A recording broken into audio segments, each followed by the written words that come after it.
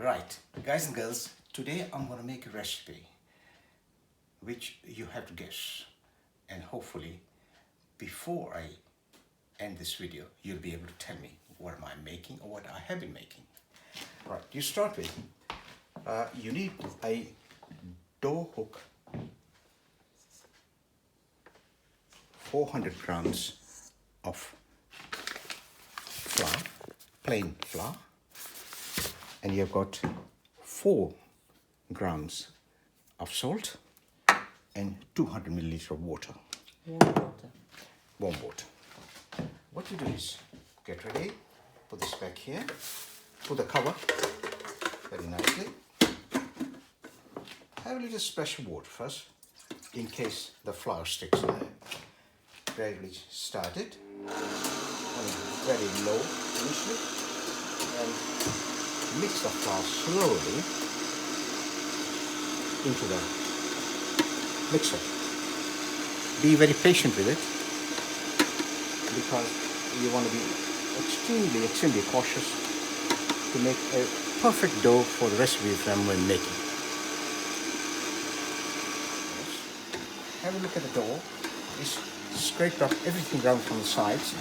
Stop it, take it off, have a look, and let's have a look. What's the result? Oh, beautiful. Take it off the hook, and that's how it should come out, not sticking. Make it nice, little round, like a ball, as if you're making a bread. Make sure that it's like that, and let it rest here for approximately 10 minutes, and then we'll come back to it later on. Right? I like to peel the skin off because I never like the skin. It's in case there's dirt and everything.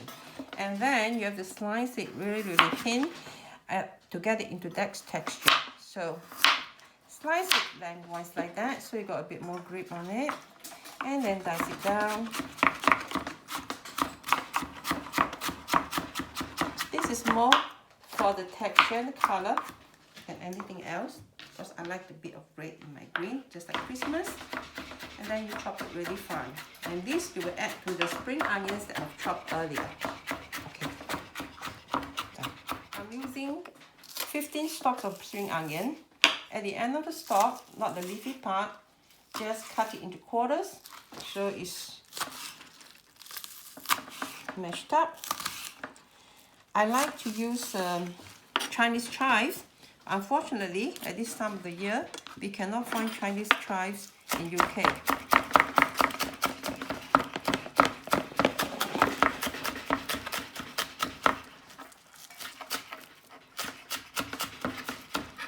And these two will be mixed together, and next I will show you what meat and the portions that I'm going to use for the mixture. Okay. Now it seems to be the dough is rested for about 10 minutes. So what you do, let's have a check. Take it off, have a look. Oh, perfect.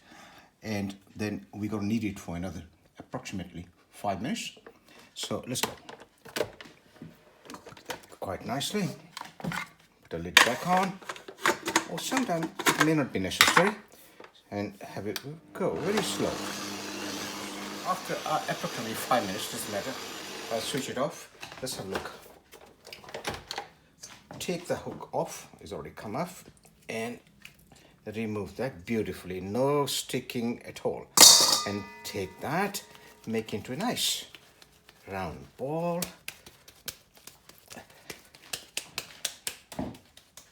That stick is smooth and lovely, like a small football.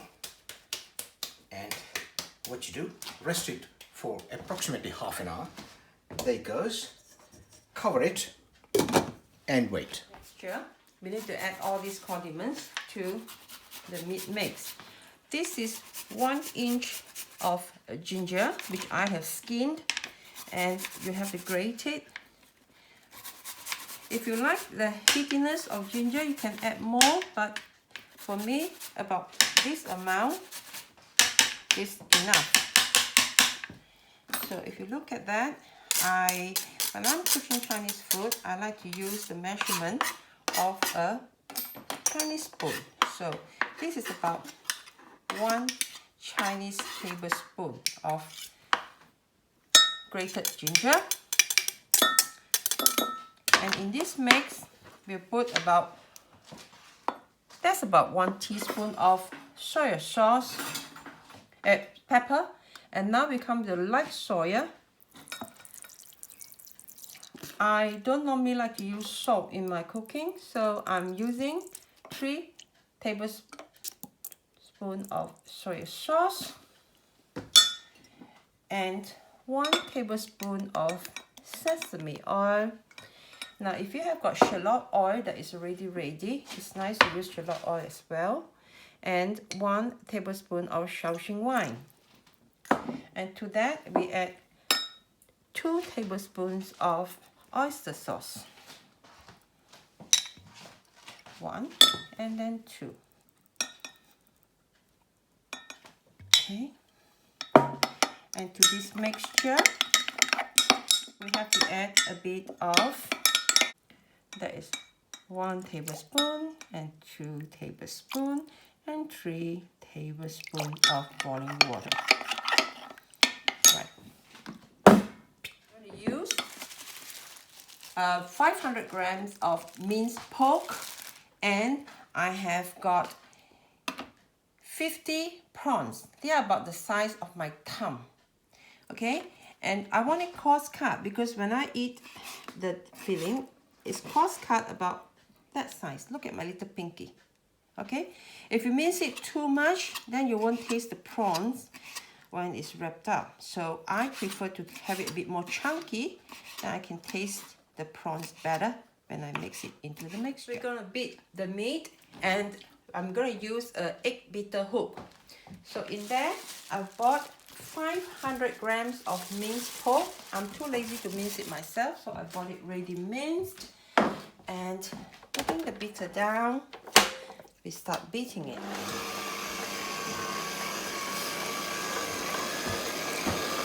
Around, you add that mixture that you had mixed earlier to incorporate into all the minced pork. However, if you don't eat pork, you can use minced chicken. To this mixture, I'll be adding the chopped prawns and also the chopped scallion and the 1 carrot. So the more you beat it, the tastier the meat. And beat that for about at least 5 minutes. If you look at the meat, when it's been beaten, it becomes sticky. And when this comes like that, you add your prawns slowly to the mixture. You can do all this by hand. However, because we got this beater, I'm just going to be lazy and use the beater. Just add all the prawns. Remember, don't mince the pork, the prawn too much, otherwise you can't taste it. So that's a good one. Now all the prawns, when it's incorporated, at this moment, we're going to add our chopped spring onions and that carrot. Slowly add it to the mixture. You may think there's a lot of spring onions. However, once you mix it to the mix, it's not quite a lot. Now, if you can get Chinese chives, that would be a good option to add here. If you like, you can add chopped cabbage, chopped napa cabbage, and also leeks. But today, I'm just using spring onion and carrots, prawns, and minced pork.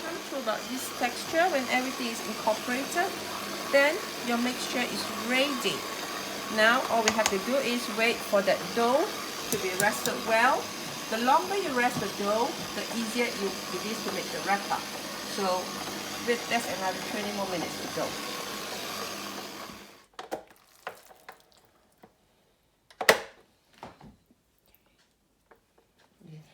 We have the dough which has been rested for quite a while. The longer you rest it, the better it becomes. You make it into a ball and you make it into a donut. After you make it a donut, you just go round and round and round so that it becomes the same size. And then what you do is, once it's become the same size, you see it's very elastic now. I like to use scissors because I don't know how to use knife. And I will cut it into little bits so that I can make them into the shape that I want. So about equal position, and just cut it like that. While the dough was resting, I've also rested this in the fridge. Now, just put a bit of flour, just roll it around a little bit, and make it into a ball, and press it down. Do it with all the pieces that you have. Just press it down, and later we're going to roll it out and make a skin to bake the dumplings in. This is how we do it. By trial and error, I have discovered that this is the best ratio of 400 grams of flour. I just use plain flour. I've tried with 00 flour. However, I prefer the texture of just plain flour with 4 grams of salt and with 200 grams of warm water. And that was the best mix that I have done the dumplings in. When I started off, the dumpling skins were so thick that my son told me, "Mommy, they're too thick." So now I perfected this pastry and the skins are not that thick anymore. So what you do is get some flour and you just roll it out.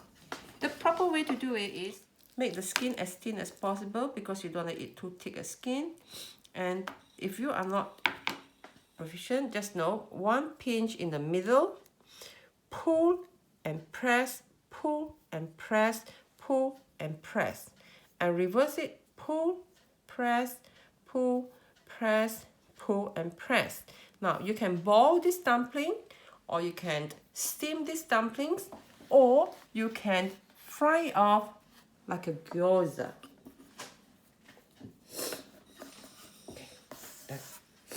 Okay. After we've made it, we put this tray into the freezer, and now they are frozen, and this is where you can take it off and put them all into a bag, and you can freeze them for up to 3 months, but it won't last that long in this house.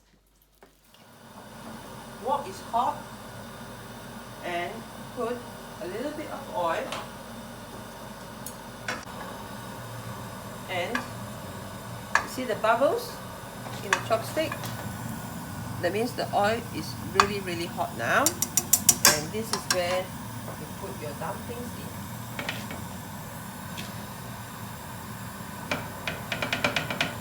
Oh, they're kissing already.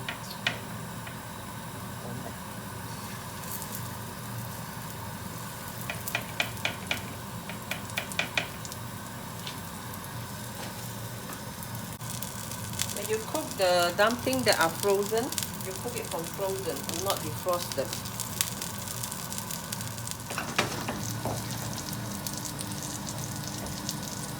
Put it on the heat for 2 minutes to get the bottom crusty.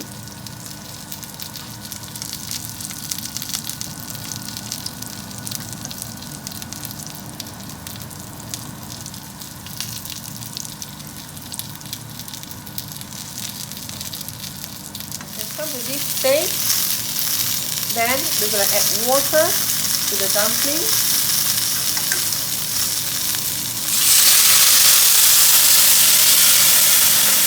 And we're going to cover it for 5 minutes. Right, now this is the pan-fried, in Japanese it's called Gyoza, in Chinese it's called jiaozi. In English, it's called dumpling. And I'll make it to go with my special chili sauce. This chili sauce, I make it myself. Then I add soy sauce, vinegar, sesame oil, and sesame seed. And that is the sauce. And this is just tofu soup with cabbage, spring onion, and coriander. Bon appetit!